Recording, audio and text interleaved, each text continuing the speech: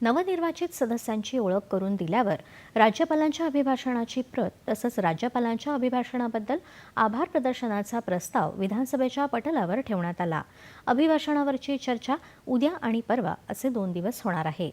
उपमुख्यमंत्री अजित पवार यांनी 2024-25च्या 6,000 कोटींच्या पुरवणी मागण्या सभागृहात सादर केल्या. यात 932 कोटींच्या अनिवार्य, 3,420 कोटींच्या कार्यक्रमाअंतर्गत, 2,133 कोटींच्या केंद्र पुरस्कृत कार्यक्रमाअंतर्गत अर्थसहाय्य उपलब्ध होण्याच्या अनुषंगानं पुरवणी मागण्या आहेत.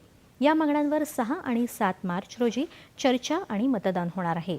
योगेश सागर, बबनराव लोणीकर, दिलीप बनकर, सुनील राऊत, अमित झनक यांची सभाध्यक्षांच्या तालिकेवर निवड झाली. त्यानंतर विधानसभा अध्यक्ष राहुल नार्वेकर यांनी सभागृहात शोक प्रस्ताव ठेवला.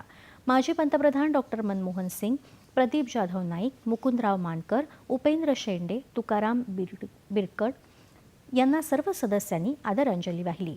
त्यानंतर सभागृहाचं आजचं कामकाज स्थगित झालं. विधान परिषदेत